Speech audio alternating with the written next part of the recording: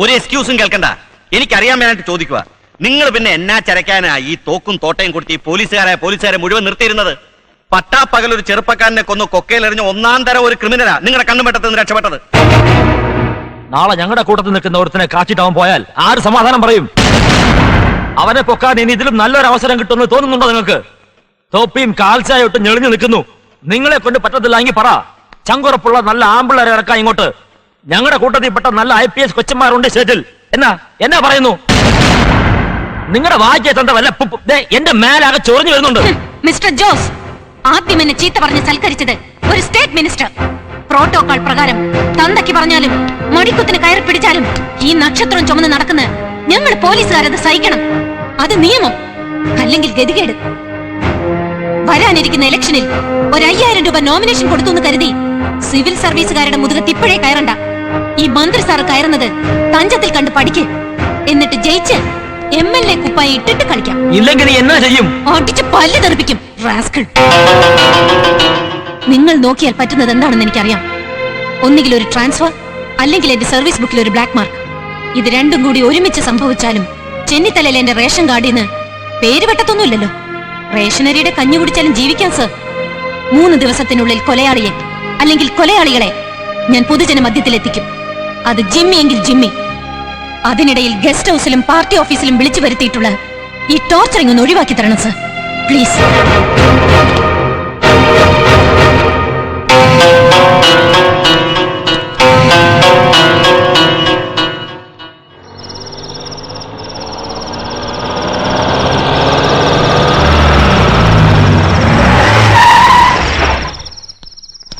സിന്ധു പൊയ്ക്കോളൂ, രാവിലെ നേരത്തെ വരണം. ഗുഡ് നൈറ്റ് മാം. Good night.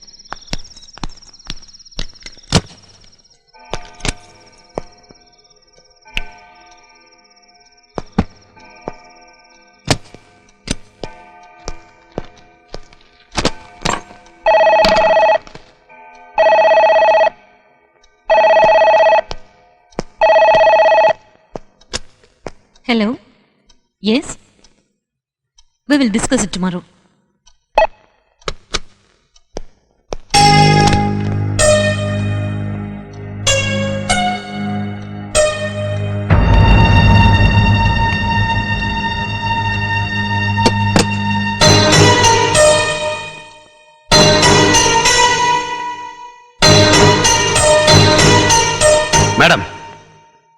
മാഡത്തിന് വേണേൽ എന്നെ അറസ്റ്റ് ചെയ്യാം.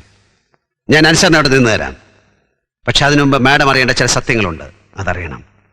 അതറിയിക്കാനാണ് ഞാൻ വന്നത്. നിങ്ങൾ ഈ കാണിക്കുന്ന ഓവർ സ്മാർട്ട്നെസ് കൊണ്ട് പ്രശ്നങ്ങളൊക്കെ തീരും. നിങ്ങൾ രക്ഷപ്പെടുമെന്ന് കരുതുന്നുണ്ടോ? ഞാൻ രക്ഷപ്പെടില്ല. രക്ഷപ്പെടാൻ പാടില്ല.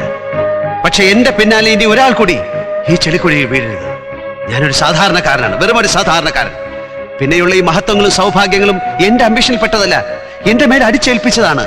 ഇന്നലെ വരെ നിങ്ങളെ പോലുള്ളവർ അറിഞ്ഞോ അറിയാതെയോ എന്നെ ഭയപ്പെട്ടിരുന്നു, ബഹുമാനിച്ചിരുന്നു. എന്തിന്റെ പേരിൽ?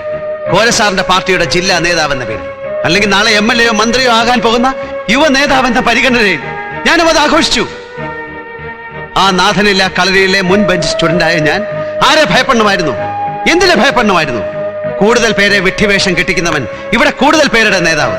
ആ നേതാക്കന്മാരുടെ പിന്നാലെ അന്തവും കുന്തവും ഇല്ലാതെ ചാടി പുറപ്പെടുന്ന എന്നെ പോലുള്ളവന്റെ ഗതി ഇന്നല്ലെങ്കിൽ നാളെ ഇതാണെന്ന് ഇവിടുത്തെ പിള്ളേർ മനസ്സിലാക്കണം. പ്രസംഗിച്ച് പ്രസ്താവന ഇറക്കി ഒന്നുമല്ല, സ്വന്തം ജീവിതം ചാമ്പലാക്കി കാണിച്ചു കൊടുത്തുകൊണ്ട്. അതിന് നിയമം കയ്യിലെടുക്കാമെന്നോ? മാത്തനെ കൊന്നവരെ ചൂണ്ടിക്കാണിച്ചു തരാം. അവരുടെ വീട്ടുമുറ്റത്ത് കാൽ ചവിട്ടാൻ നിങ്ങൾക്ക് ധൈര്യമുണ്ടോ? അവരുടെ പേരെന്ന് ഉറക്കെ പറയാൻ നിങ്ങൾക്ക് ധൈര്യമുണ്ടോ? പറ്റില്ല മാഡം. മനസ്സറിയാതെ പെട്ടുപോയ ഒരു മഹാപാപത്തിന് ശിക്ഷ ചോദിച്ച് ഞാൻ നിങ്ങളുടെ നിയമത്തിന് മുന്നിൽ വന്നതല്ലേ? എനിക്ക് ശിക്ഷ മേടിച്ചു തരാൻ നിങ്ങൾക്ക് കഴിഞ്ഞോ? ഇല്ല. അതുകൊണ്ട് തന്നെ ഞാൻ തീരുമാനിച്ചു, ഇനിയുള്ള ശിക്ഷയും നീതിയും ഞാൻ നടപ്പിലാക്കും. ഇതിൽ പരം എന്ത് ജനസേവനമാണ് മാഡം ഞാൻ ഈ നാട്ടിന് വേണ്ടി ചെയ്യേണ്ടത്? ഒന്നുമില്ലല്ലോ, ഞാനൊരു രാഷ്ട്രീയ പ്രവർത്തകനല്ലേ, ജനസേവകൻ. തിരിഞ്ഞു നോക്കുമ്പോ എനിക്ക് ഇന്നും ശരി എന്ന് തോന്നുന്ന ഒരു തെറ്റ് ഞാൻ ചെയ്തു. ഒരിക്കലും മാപ്പർഹിക്കാത്തൊരു തെറ്റ്. അത് പക്ഷെ നിങ്ങളുടെ വിവാഹം മുടക്കണമെന്നോ മഞ്ഞപത്രത്തിലൂടെ നിങ്ങളെ അവഹേളിക്കണമെന്നോ കരുതി ഒന്നും ചെയ്തതല്ല. ഒക്കെ സംഭവിച്ചു. അവിടെ ഞാനൊരു മാപ്പ് സാക്ഷിയായിരുന്നു എന്ന് മാത്രം കരുതുക. എന്നെ വിശ്വസിക്കുക.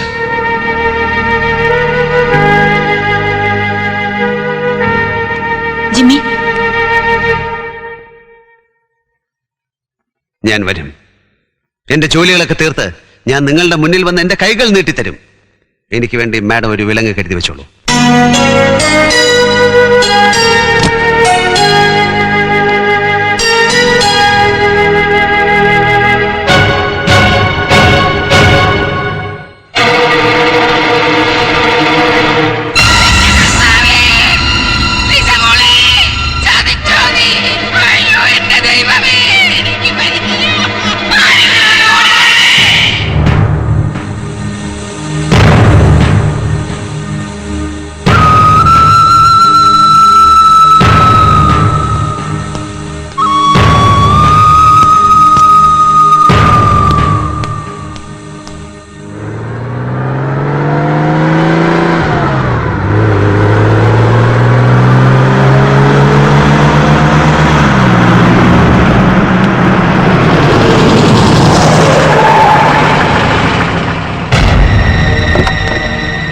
ജിമ്മി,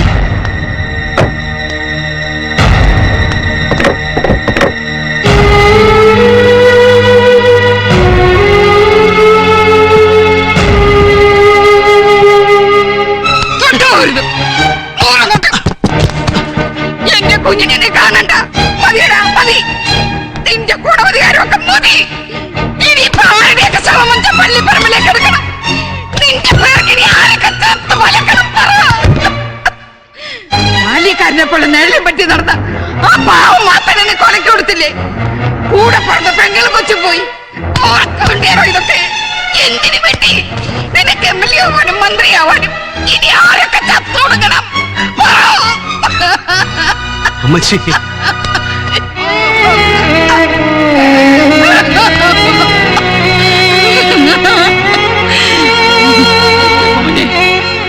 നീ പൊക്കോ.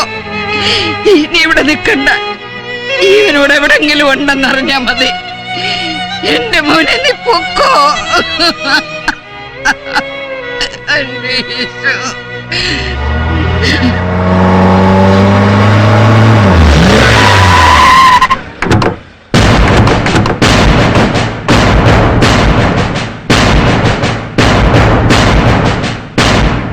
എന്നതാണോ ജിമ്മിയത്?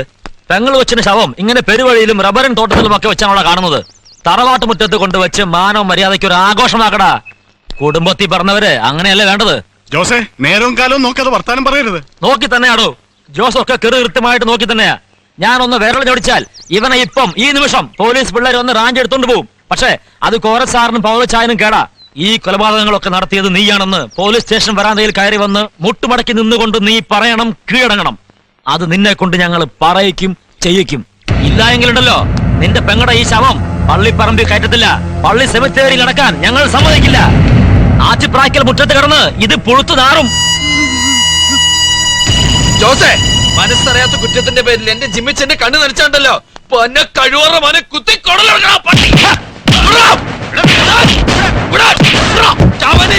ഞങ്ങൾ കുറച്ചുപേര് ഞങ്ങളൊക്കെ ചത്ത മലിച്ചിട്ട് ഇറങ്ങിയാ മതി.